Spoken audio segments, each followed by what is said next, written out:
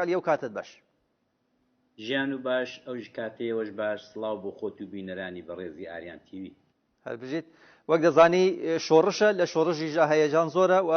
گەلان ئێستا لەسەر شەقامەکانن لە ڕۆژهەڵاتی کوردستان و ئێران، هەم ئێران هەم ڕۆژهەڵاتی کوردستان بەرەو ڕەوت و ڕووداوەکانی تازەتر دەچێت و ڕەنگە گۆڕانکاری گەورەش لەگەڵ خۆیدا بێنێت. سەرەتا ویستم بزانم لەم ماوەیەدا سەرنجەکانی ئێوە لەسەر ئەم شۆڕشە چییە؟ چیتان لەلا دروست بووە؟ من هەر لە دەستپێکی ئەو کارە ساتە گەورەی کە بەسەر کچی جوانی سەقز و کچی کوردستان ژینا ئەمینی داهات زیاتر لە 32 ڕۆژ لەوەی پێش یا 33 ڕۆژ، من پێم وابوو کە ئەوە دەبێتە کارە ساتێکی گەورە بۆ کۆماری ئاخوندەکان و کۆماری ئیسلامی ئێران و بیزەبت هەروای لێهات، چونکە بەڕاستی مەرگی ژینا مەرگێکی یەکجار هەژێنەر بوو، مەرگێکی یەکجار بە ئازار بوو، زۆر ناحەق بوو. ناحەق زۆر ئەوە بوو کە خەڵک هەمووی ئێحساسی کرد لە سەرتاسەری ئێرانە کە تەعەدایەکی گەورە کراوە، کە زوڵمێکی گەورە کراوە. ئەو خانمە بۆ سەفەر چۆتە تارانێ، ئەو کچەمان بۆ سەفەر بۆ ڕەنگە ئەوەڵجاری بێچوو بێتە تارانێ، لە ئاوای لێ دەکەن، یعنی ئەبە و زوڵمە دەیکوژن. من هەر لە وتوێژەکانی پێشوشمدا پێم وابوو کە ئەمە دەبێتە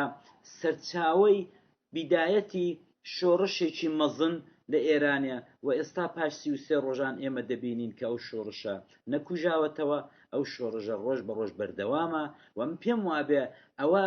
ژینا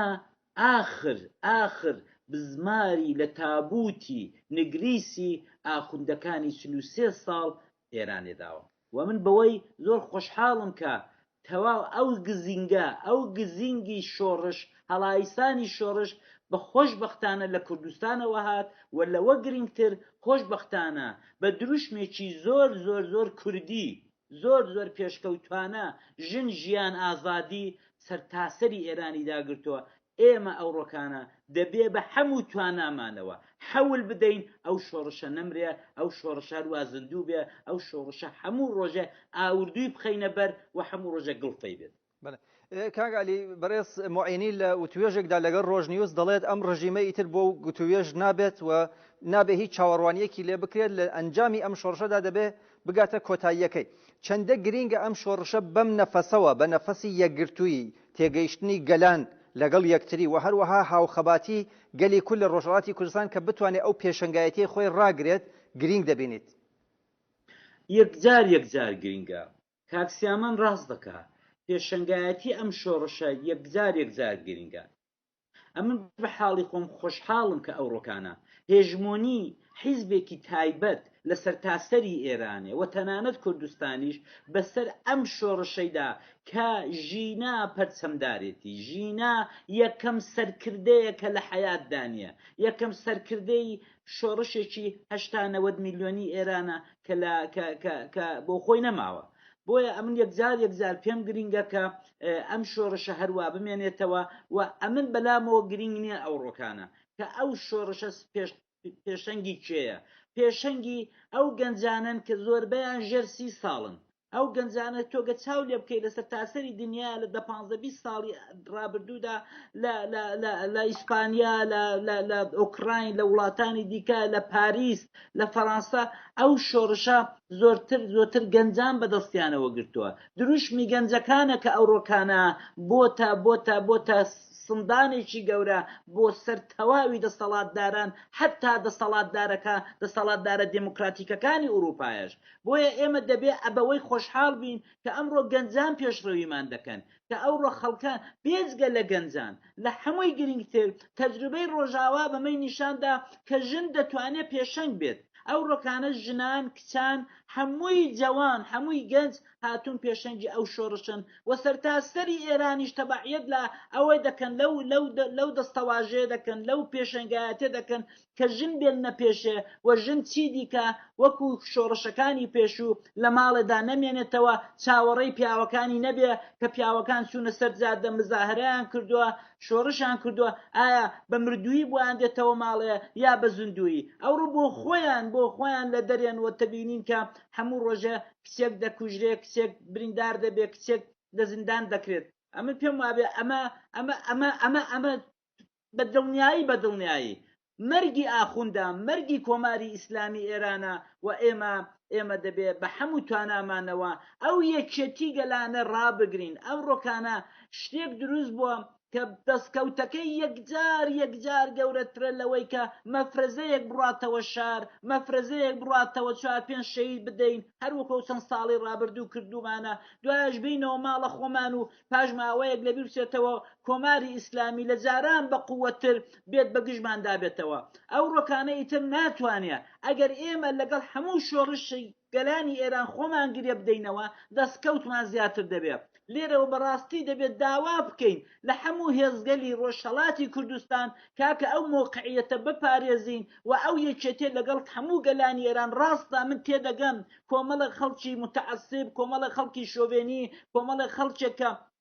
بەغیر از خۆیان هیچ کەسیان قبولنی ڕەنگە ئەمڕۆ لە تەزاوراتەکان لەسەر جادە دەربکەون بە تایبەت لە ئوروپایە کاکە گوێی مەدەنیە کاکە ئەسڵەن و ئەسڵەن ئەوانە ناتوانن فاکتەری گرنگ بن لە دوا ڕۆژدا ئەو ڕۆکانە ئێمە دەبێت ئەو دەستکەوتانەی کە لە سەرتاسەری ئێرانە تووشی هەموو گەلانی ئێران دەبێ ئێمەش لەی بەشدار بین نەک وەک جاران ئێمە غەریبە بین و ئێمە دەستی دوو بین و ئێمە هاوڵاتی دەستی دوو بین ئەو ڕۆمە دەبێ هاوڵاتی دەستی یەک بین لە سەرتاسەری شۆڕشەکەی گەلانی ئێراندا و نابێ خۆمان وە دوا بخەین ئەگەر ئێمە بەشداری ئەو شۆڕشە بە تەواوی ئەوەوە نەکەین نابێ بیان و بدەینە دەستی شوێنیەکانی ئاخوندەکانی ئێرانێ بڵن کاکە ئەی هاوار میلەتی تارانێ میلەتی ئیسپانیە پسمەوە ژوورە ئەوە کوردەکان دیسان تەجزیە تەلەبەکان لێمان زیادەکەنەوە ئەوە دیسان پێشمەرگان هێنا بەعسیان هێنا نازانم چیان هێنا ئەمە دەبێ ئەو زمانیان لێداخین دەبێ ئەو دەرگایان لێداخین نەخێر ئێمە لەگەڵ شۆڕشی سەرتاسەری ئێرانی نەک لەگەڵ شۆڕشی سەرتاسەری ئێرانی بەڵکو ئەوە لە کوردستانەوە ئەوە لە ژیناوە تەواوی ئێران هاتووە ملحەق بووە بەو شۆڕشە بۆیە ئێمە خاوەندارێتی لێ دەکەین ئێمە ئەسڵ و ئەساسمان ئەوەیە کە ئەمە پێشەنگ بووین لە 43 ساڵی ڕابردوودا کە هەرگیزا و هەرگیز ئامان بە جمهوری ئیسلامی نەکردووە و ئێمە هەر دژ بووین ئەو ڕۆکانەکە باغەکەی ئێمە سەمەرەی داوە پاشەکشەی لێ ناکەین ناچینەوە دواوە ئێمە لە دەستکەوتەکانی دوا ڕۆژی ئێران دەبێت شەریک بین نەک تەنیا شەریک بین بشتی شێرمان بەرکەوێت بۆیە یەکجار گرینگە لە سەرکردایەتی ئەحزابی کوردی جۆ مەدەنە جەماعەتێک کە لە فەیسبوک دانیشتون و ڕۆژ تا چوارێ بۆ لایک دەژین ئەمە منداڵانەیە ئێمە دەبێ ڕۆ سیاسەتی ژیرانە داڕێژین داوایان لێ دەکەم کەس حەزب مەکەن مەڵێن وەڵا پەژاک خەتی سوورە مەڵێن ناوەڵا فڵانی خەتی سوورە وەرن دانیشن ئێمە دەبێت لە کاتی بۆشایی دەسەڵات کە بە زوویی دەیبینین لە ئێران بۆشایی دەسەڵات دروست دەبێ و یەکەمین نوقتەی ئێران کە بۆشایی دەسەڵاتی تێدا بەرجەستە دەبێ و تێیدا دەبینین بە دڵنیایی ڕۆژهەڵاتی کوردستانە بە تایبەت دڵنیا مەهاباد و سنە و خانێ و سەقز و شنۆ دەبێت بۆیە کاتان لێ دەکەم کاتێک کە بۆشایی دەسەڵات دروست دەبێ یەکجار گرینگە هەموو خەرمانەکەمان بادەی بە ئەگە ئەمڕۆ دانەنیشین لەسەر مێزی گوفتەگو و برایەتی دانەنیشین بەیەکەوە و مەسەلەی پێش هەموو شتێک دەبێ فرەمیلیشایی دەنێو خۆماندا حەلکەین تۆ دەزانی تفەنگ زمانی سوڵح نازانێ هەمومان دەزانین تفەنگ زمانی شارستانیەت نازانێ هەمومان دەزانین تفەنگ ئەوە نازانێت کە جۆ بۆ یەکتر ڕاگرین کە من تفەنگم پێبوو جۆ بۆ تۆ ڕناگرم بۆیە باشترین شت ئەوەیە کە خۆمان لە ئێستاوە کە ئەو ڕاستیە دەزانین خۆمان بۆ خۆمان چەکەین خۆمان بۆ خۆمان بە برای کێشەیەک هەیە لە ئینترنێتەکەدا بێگومان لە باشووری کوردستانەوە کاگالی لەگەڵماندایە و شتێکی ئاساییە کە لە ئینترنێتدا کاگالی گوێ لە دەنگ مەیسان زۆر چاک بەڵێ فەرموو بەردەوام بە هێندێک جار دەوەستەی هینەکەی تۆ خەتەکە لەبەرەوەی بەداخەوە دەنا زۆر خەریک بوو بەڵێ گەرم بوو بەس بەردەوام دەبین چونکە تەی قسەمان زۆر ماوە بەوتن ئەمە نقطەی ئەساسیم ئەو ڕۆکانە بۆ گەلی کوردستان بۆ گەلی ڕۆژهەڵات ئەوەیە کە لە ئێستاوە دەفکری ئەوە دابین کە کاتێک بە زوویی بۆشایی دەسەڵات لە بەشێک لە ڕۆژهەڵاتی کوردستان چاو لێ دەکەین مەحسوس دەبێت و دەیبینین ئێمە نەچین بە گژ یەکتردا ئێمە دەبێ ئەو ڕۆکانە دانیشین و بە یەکەوە فرە میلیشیایی نەهێڵین فرە میلیشیایی دەبێتە سەرەتانی جوڵانەوەکانی میلەتی کورد تەجروبەمان هەیە تەجروبەی باشوورمان هەیە لە 92 ئەگەر فرە میلیشیایی نەبایە ئێستا قۆناغی باشووری کوردستان لە شوێنێکی دیکە بوو هەر دوور مەڕۆن نمونەی زۆر زۆر زیندوو ڕۆژاوای کوردستانە جا بەخۆشی یا بە ناخۆشی ڕۆژاوای کوردستان کاکە هیوا نەیهێش فرە میلیشیا بێتەوە ژوورێ نەیهێش فرە میلیشیایی دروست بێت تۆ دەبینی تا ئێستاژەوە 11 ساڵ گوزەراوە لە شۆڕشەکەی ڕۆژاوای کوردستان ئەوە تا دۆ دەبینی تا ئێستا کوونیە شەڕی براکوژی شەڕی خۆکوژی دروست نەبووە لە ڕۆژاوای کوردستان هەموو هێزەکان بەشدارن لە دەسەڵات لە خۆسەرێکە هەموو بەڵام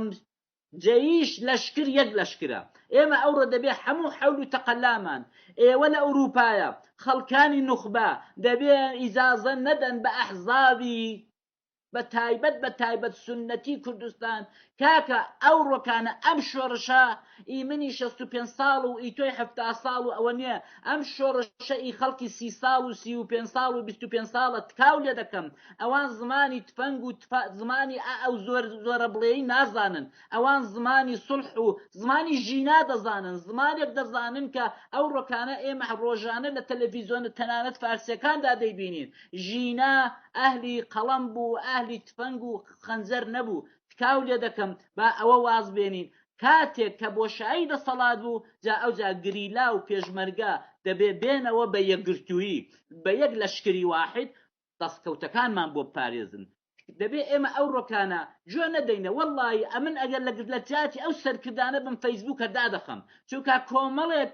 خەڵک لە فەیسبووک مزایدەتی دانیشتون بەس حاولیان ئەوەیە ئەخباری درۆ بڵاو دەکەنەوە دڵ هەر ئێستا خەبەرم بۆ هات لە سنا هەر ئێستا ئەمانە چاواشەمان دەکەن کاکە هیوا ئێمە دەبێ چاک جۆ بگرین لەوەی کە استراتیژیمان چ دەبێت ئەوەی کە دادەنیشێ دەڵێ دوێنێکانە پەژاک بەیانێکی دەرکرد زۆرم پێخۆش بوو یەکجارم پێخۆش بوو بەیانێکە کەیتر بیانووی لە هەمووان بڕیوە کە پەژاک سەر بەوێیە و سەر بەوێیە و حیزبی کوردینە و حیزبی تورکیە نەخێر ئەوە تاوە بەیانێکی 11 خاڵیان دەرکردە دوێنێ بەیانی بڕۆ چاو لێ بکە تەنانەت دەڵێ کاکە مەسەلەی ئاڵا ئەمە دەگەڕێمەوە بۆ زەمانی ژێکاف و قازی محەممەد فەرمونون کاکە ئەو ئاڵایە با لەگەڵ ئاڵای باشوور تێکەڵاو نەبێ لەوەی جوانتر قسە چییە بیانوتان چی ئەدی ئەگە مەسەلەی ئاڵایە ئەوە مەسەلەی ئاڵایە تۆ ناتوانی بڵێ ناتوانی ئیجازەت پێ ناداگەلی کوردستان بڵێ وڵا ئەمن لەگەڵ فڵانی دادەنیشم لەگەڵ فڵانی دانانیشم تۆ ناتوانی پەژاک پاکەیەوە تۆ ناتوانی بڵێ پەژاک ناوێ بێتە گوفتگۆکان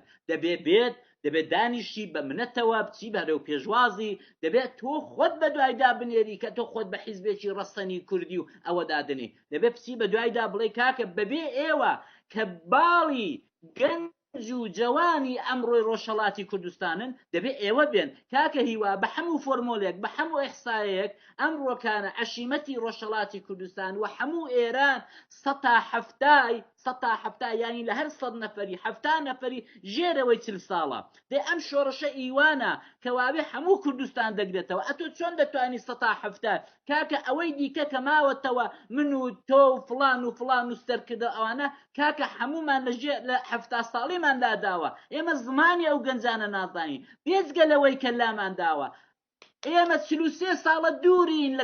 لەو چەمەی کە تێیدا دەژیاین ئێمە 43 ساڵە وەک ماسێک دوور کەوتوینەوە لەو ئاوەی ئەی چۆن ئیدعا دەکەی ئەمن لە کۆلتور و فەرهەنگی گەنجێکی وەکو ژیدای شارەزام نەخێر شارەزانی بەڵام وەرە تەواضوعتە بێ وەرە سەر مێزی دانیشە وەرە لێیان فێربین وەرن لەو گەنجانە فێربین با جۆیان بۆ بگریم زانی ئەو لەسەر جادە چیان دەوێ ئەمن دەزانم 43 ساڵەوە پێش لە جادەکانی تاران و تەورێزە کە خۆم تێدا بەشداربوون دەمزانی باسی چ دەکەین ئەو ڕۆکانە باسی شتێکی دیکەیە تەنانەت ئەوە تا فەیلسوفی گەورەی ئەجنەبی دەڵێ ژن ژیان ئازادی زۆر پێش بەرابەری بەرادەری ئازادی فەڕەنسای کەوتووە شۆڕژی فەڕەنسای کەوتووە و حەقیقەتی جوایە ئەمش دروشمە ئەوەندە جامعە هیچی تێدا نێشتووە لە دروشمەکەی پرۆلتاریای جیهانی لێنینی گەورەترە لە شۆڕەکەی لێبرتی لە دروشمەکەی لێبرتی فەڕەنسای گەورەترە جامعترە کاکە کەوابێ بۆ فەخر و شانازی پێوە نەکەین بۆ بێنین بڵێین مەرگ بووەوە مەرگ بووە کاکە ئەم دروشمە یەک مەرگی تێدانێ دەڵێ ژین ژیان دەڵێ ئازادی دەڵێ ینی ئەتۆ لەوەی زیاتر چت دەبێت جا ئەو جارەکانە چه مشکلێکی تۆ هەیە سەعاتا لە فەیسبوک دادنیشی باسی ئەوە دەکەی کە ئەوە ئی من نییە ئەوە ئی تۆیە ئەوە ئی هێمنە ئەوەی ئەوزەلە کوڕەکەمە عیبە زۆر عیبە بۆ ئێوە نەکادری حیزبن نەکادری کۆمەڵە ئێوە بەوە حیای خۆتان و حیای حیزبەکەش دەبن کاکە ئوروپایی وا ناڵێ ئەتۆ وا دەڵێ ئوروپایی هاتۆ دانیشتۆ فەیلسوفی گەورە باسی ئەوە دەکات دەڵێ پیاوێک لە زیندانەوە دروشمەکانی چوو بۆ سەر خیابانەکانی لەندەن و فەڕەنسە و تاران و ئەوە ئەی کاکە بۆ ئەو وا دەڵێ بۆ ئەتۆ وا ناڵێ جا ئەو جار ئەوە وامان کود ئەوە داماننا ئەم دروشمە ئیوینێ ئی کەسێکی دیکەیە بە قەولی کارە دەڵێت کەچی کاکە تۆ وەرە بە ئەوڕۆ یەکێتەکەمان بپارێزین وەرە با فکرێک بۆ فرەمیلیشایی بکەینەوە وەرە با فکرێک بۆ دەستکەوتەکانمان بکەینەوە کە بەیانی دوو بەیانی بە زووی دەیبینین. کاگالی باسی تۆلەرانسە کرد و یەکتر قبولکردن کە بێگومان یەکێک لە بنەما هەرە سەرەکیەکانی کوردستانەوە بەتایبەتی ڕۆژهەڵاتی کوردستان ئێوەش تەجروبەتان هەیە منیش تەجروبەم هەیە کە لە سەردەمێکدا نەبوونی تۆلەرانس بوو بە هۆکاری شەڕێکی ناوخۆیی کە خەسارێکی زۆر گەورەی قەرەبوو نەکراوی لە شۆڕشی کورد لە ڕۆژهەڵاتی کوردستاندا. لە مانگی سپتامبردا لە سوید هەڵبژاردن بوو دوایەوەی کە هەڵبژاردن بوو بەرەی چەپ و ڕاست چوونە کێبرکێوە بەرەی ڕاست بردیانەوە بە 51%. سەرۆک وەزیرانی بەرەی ڕاست کاتێک لە پارلمانی سوید حکوومەتەکەی پێشکەش کرد وتی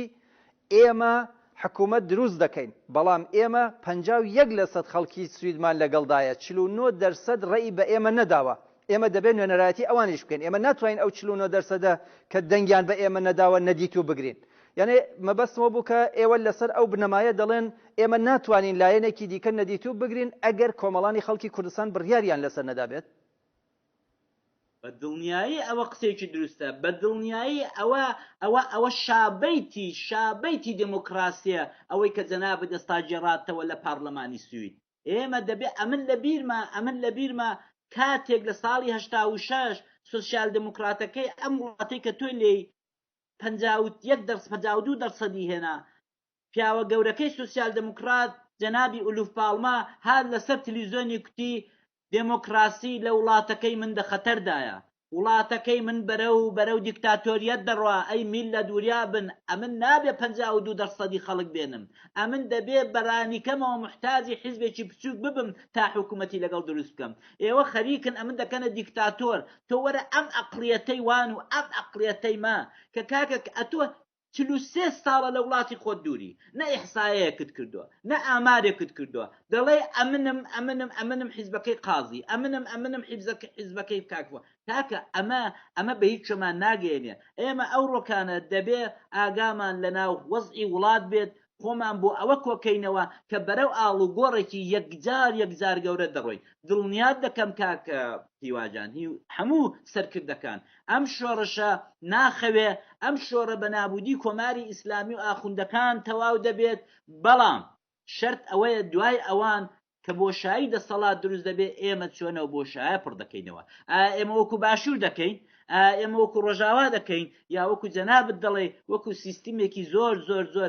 ئەو ڕۆیی شارستانی وەکو وڵاتی سوید دێنین احترام بۆ یەکتر قایلین و ئەمن بردنەوەی تۆ بە دڵ و گیان قبول دەکەم بردنەوەی تۆ بە دڵ و بە گیان پێی پێدادنم ددانی لەسەر دادنم کە بەڵە کاکیوا بردوێتەوە و ئەمن خۆم ئامادە دەکەم بۆ دەورەیەکی 4 ساڵی دیکە کە بەگژت دابێمەوە بە دموکراسی ئەو ڕۆکانە دنیا بەبێ دموکراسی بەرەو پێشەوە ناڕوا دەبینە ئەفغانستان دەبینە لیبی دەبینە یەمەن ئەمە نابێت چارەنووسی گەلانی ئێران بێت سێ لە هەمووی گرنگتر ئێمە ئەو ڕۆکانە بە تایبەت ئەمڕۆ خۆم نابێ خۆمان لە چارەنووسی 90 میلیۆن خەڵکی ئێرانە دوورکەینەوە.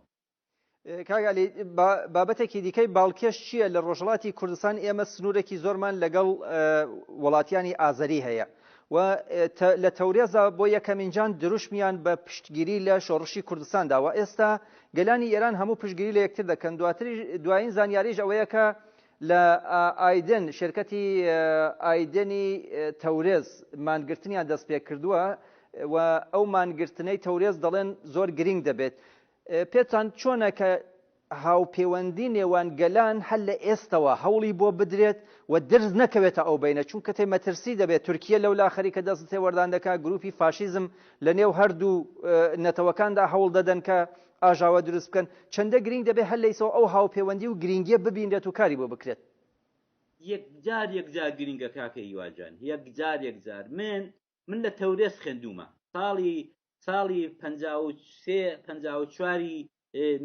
هەتاوی هەتا ئینقلاب کرا و شۆڕش کرا و گەڕاومەتەوە ئەمن لە تەورێز بووم. خەڵکی تەورێز بە دڵ و بەجان ئەمن دەیان ناسم بە دڵ و بەجان حەزەکەن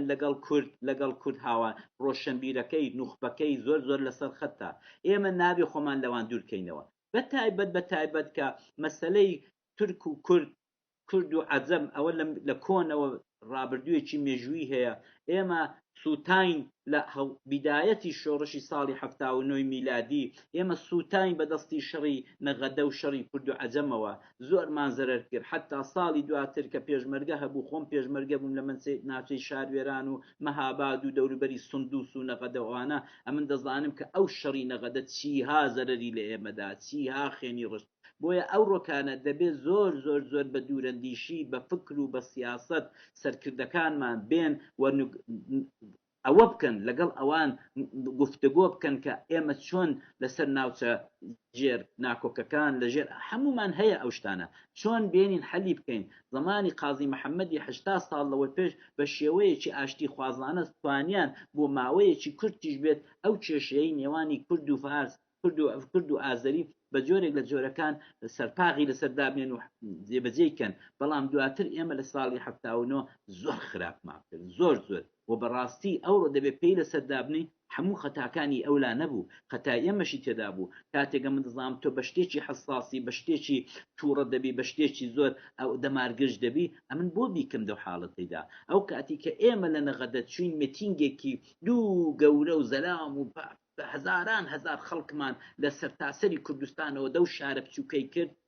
کاکە ئازەری ترسا ئازەری کوتی ئەستا هەمومان قەتڵی عام دەکەن. ئەمە دەڵێم ناڵێم هەموو خەتاکەی ئێمە بوو بەڵام خەتای ئێمەشی تێدا بوو. ئەو مێتینگە زوو بوو ئەو مێتینگەی نەغەدەی کە جەنابی دکتۆر قاسملو کردی یەکجار زوو بوو نەدەبوو ئەوەی پێ ڕەکۆمێندکەن نەدەبوو ئەوەی پێ ئەوە بکەن کە بەڵام ئەو ڕۆکانە ئێمە دەبێت لەو خەتایانە دەرز وەربگرین. ئەو ڕۆکانە ئەمن لۆبین بۆ چێ ئەمن سەرکردەم لە ئەوروپایە بۆ چێ شەوڕۆلەوە دەبێ دانیشێ لەگەڵ ئەم سەرکردانەی ئازەری هەمووی ئەو ناوچانەی ئەو فرەنەتەوانەی ئێرانە بلوچە عەرەبە دەبێ بین دانیشین کاکە ئێران وڵاتێکی گەورەیە پڕ نیعمەتە لوقمەیەکی یەکجار گەورەیە بەشی هەمومان دەتوانین بە ئازادی و بە ئاشتی تێیدا بژین. سەروەت و سامانێکی یەکجار زۆری هەیە دەبێ بەو زمانە بچین لەگەڵ کابرای ئازەری دەمارگشت لەگەڵ کابرای عەرەبی دەمارگشت لەگەڵ بلوچ لەگەڵ هەمووان قسە بکەین. کاکە ئەگەر ئێمە دموکراسی دنیو شۆڕشە نوێیەکەماندا بچەسپێنین ئەگەر ئێمە مافی نەتەوەکان مافی میلەتان دنیو خۆماندا بچەسپێنین بەشی هەمومان دەکا. والله خۆشترە کە پێکەوە بژین والله خۆشترە کە پێکەوە لەزەت بەرین لە فەرهەنگ لە کولتوری یەکتر. والله من زۆر جاران کولتوری تورکم زۆر پێ جوانە مۆسیقایان زۆر خۆشە خواردنیان زۆر خۆشە بۆ ئێمە دیوار لە بینی خۆمان دابنین با بە ئاشتی لەگەڵ بە ئاشتی ژیان مافەکانی یەکتریش دەچاو بکەین مافەکانی یەکتریش ڕەچاو بکەین مافەکانی یەکتر نەخۆین. ئەتۆ مافی خۆت بۆ لای خۆت من مافی خۆم بۆ لای خۆم ئەمە دەتوانین بژینە. تۆ بزانە وڵاتێکی بچووکی وەکو سوئیس سێ-چوار نەتەوەی تێدایە چەند بە ئاشتی و چەند بە جوانی زمانی هەرسێک نەتەوەکەی لە مەتار لەسەر جادەکان لە بروکسێل ئەینی شت کاکە ئێمەش دەتوانین وا بژین. وڵاتی مە وڵاتێکی گەورەیە پڕ لە نیعمەتە دەتوانین بەشی هەمومان بکە. ئەمن لێرە دیسان دەگەڕێمەوە سەر نوقتەیەکی یەکجار گرین کە ئەو چەند ڕۆژەی زۆری پێوە ماندوو بووم زۆر لە گفتگۆدا بووم لەگەڵ هێزەکان و ئەویش ئەوەیە کە کاکە مەڵێ ئەمن پەژا قبول ناکەم کات لێ دەکەم کاک عەبدوڵای مۆتەدی لێرە نێوان دێنم ئەگەر ئیجازەم بدەیت کاک مستەفا هیجریت کات لێ دەکەم کاک عومەری خانیزادە هیچ کات لێ دەکەم چونکە ئەمن لێرەم کاکیوە ئەمن ئاگام لە هەموو گفتگۆکانە ئیجازەتان پێ نادەین ئەتۆ بڵێ عەلیم دەوێ و هیوام ناوێ ئەتۆ ناتوانیمە من بڵێ ناتوانی ئەو ڕۆکانە تۆ ئەو بۆیەت نییە ئەو دەسەڵاتت نییە کە من حەزفکەیت ئەگەر سپینە چوینەوە بۆ یەکەم سندوقی هەڵبژاردن تۆ توانیت 152 دەنگەکان بێنی بە حەقی خۆت بەبێت تەزویر بەڵێ لەسەر چاومت دادنێم ئەگەر کتت بۆ دەرەوە جارێ دەچم بۆ دەرەوە خۆم ئامادە دەکەم بۆ ئینتخاباتێکی دیکە بەڵام ئەو ڕۆ نە من ئیجازەم هەیە نە تۆ ئیجازەت هەیە بڵام فڵانی دەبێت تێدا بێ فڵانی دەبێت تێدا نەبێت ئەمە شکافێکی گەورە دەخاتە نێو میلەتی کورد ئینشقاقمان تێدەکا و دوژمنایەتی دروست دەبێت ئەوەی کە تۆ دەڵێ ئەمن پەژاک بە هیچ شێوەیە قبول ناکەم بەڵام مەسەلەن فڵان حیزبێک کە سەر بە پاراستنی پارتێ قەیدە ناکە بابێتە ناو گفتوگۆکان ئەوە بۆنی شەڕی لێدێ کاکە هیوا لێرەوە بە میلەتی کورد دەڵێم ئەو دیالۆگەی کە ئەم دوو سێ هێزا بە نێوی هاوکاری چی پێ دەڵێن ڕێکخراوی هاوکاری چی پێ دەڵێن ئەوانە سێ حیزبن دەوێدا ئەو دیالۆگەی کە ئەوان ئەو گفتەگۆیە ئەو نیەتەی کە ئەوان ئەو ڕۆکانە لی دەترسێن کاکە تووشی فۆبیا بوون کاکە تووشی فۆبیا مەبن ئەمن پێتان دەڵێم تووشی فۆبیا مەبن ئەوان نایان پتانگرن پتان کوژین یان نەهێڵن پسنەوە کوردستان کاکە ئێوە تۆ دەڵێ پەژاک دێنێ نمونەی پەیەدەم بۆ دێنێ ئەیزە بوو نمونەی پەیەدە چه ئەیبێکی هەیە چه ئیشکالێکی هەیە ئەوە 18 ساڵە خۆسەری دموکراتیکە و شەڕمان نەدیوە شەڕی خۆخۆریمان نەدیوە کاکە تۆ لەوەی فۆبیات نەتگرێت تۆ لەوە مەترسێ ئێمە بڕوای تەواومان دەبێ بە سندوقی دەنگدان بێت کات لێ دەکەم ئەوەی کە تۆ دەیڵێ کە نابێ پەژاک بێتە سەرمێزی گفتەگۆ نابێ بێتە ناو بەرەی یەکگرت و نابێ بێتە ناو لەشکری یەکگرت و ئەوە بۆنی شەڕی لێدێن کاکە ئەو ڕۆکانە بەشی زۆری کاکە پڕوات پێ بکە زۆربەی پێشمەرگەکانی ئەو حیزبە کلاسیکانە لە تەمەنی مندا پیر و پەککەوتوو ئەگەر حەبمان پێ نەگا 3 ڕۆژان شەکرەمان دەفڕێ ئەگەر حەبوو دەرمامان پێ نەگرێ بە 4 ڕۆژان سەختی خوێندەمان کوژێ کەوابێت کاکە ئەوەی کە لە ماوەی 20 ساڵی ڕابردوو توانیوەتی دنیا و گەنجی وەکو ژیناو وەکو ئەو لاوانەی کە ئەو ڕۆ لە سەرجاددەن کاری کردبێت کاکە ئەو گەنجانن کە بەداخەوە یا خۆشبەختانە بە هەرچێکی ئێوە دەڵێن کاکە جەزبی ئەو حیزبەی بوون کە تۆ ڕەقلێتی کەوابێ وەرە سەردانوێنە وەرە قبولیان بکە وەرە ڕسپێکتت بۆیان هەبێ ئەو جار ئەگەر لە یەکەم ئینتخاباتدا قسەکانی تۆ دەرچووکە ئەوانە حیزبێکی بێگانە ناردوونی سی خوڕن هەرچێکی بوو کاکە دەریان دەکەین تۆ دەنگ ئەو تۆ میدەسەڵاتی زۆرت دەبێ وەکو حیزب 50% زیاتر پێ بڕۆ بڵکاکە نایەڵم بێنە ناو پەرلەمان ئەو دەمی حەقی خۆتە بەڵام ئێستا تو حەقت نییە من و ئەو گەنجەی کە 20 ساڵە ئەو لە جادە خۆی دەکوژە وەک یەکین ئەمن ئاگام لە ناو جادە و شەقامی سابڵاغ و سنە و خانێن شنوێ نییە ئەمە دوورم ئەمە 43 ساڵە دوور کەوتمەوە تەنانەت لە کولتوری بەکارهێنانی تەلەفونەکانیش لەکتر جیاوازین کاکەجان بۆیە داواتان لێ دەکەم ئەمە دەستخۆشی لە ئێوەی میدیاکار دەکەم بەڕاستی لە ماوەی مانگی ڕابردوودا هەرچی توانیوتانە کردوتانە ئێوە ئەو خیاڵ و ئەم هەموو ئیهانە و تۆهینەتان بە تایبەت لە میدیاکانی ئەو تەفگەرە نیشانتاندا کە نەخێر ئێوە سەر بە هیچ وڵاتێک نین کە نەخێر ئێوە سەر لە هیچ دێگایەکەوە پەمپ ناکرن لە هیچ دێگایەکەوە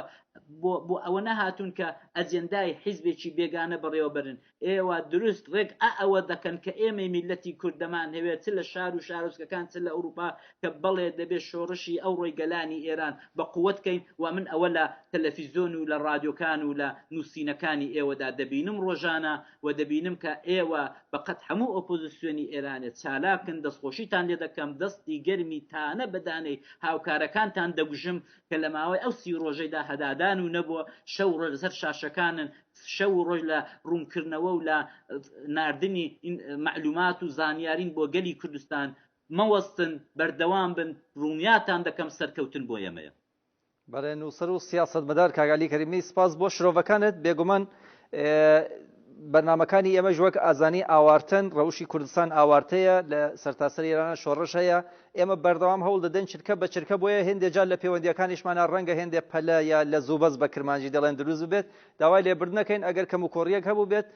لە بەرنامەکانی پێشە ڕۆژیشدا بێگومان پێویستمان بە بیرروبۆچوونی ئێوە بە بیرروبۆچوونی جیاواز بە بیرروبۆچوونی کەسانی شارەزا و پسپۆڕ هەیە کە بتوانین کۆمەلگای کوردستان و ئێران بەرەو ئاقارێکی دموکراتیک بەرین سپاس دەکەم زۆر سپاس بۆ خۆت و بینەرانت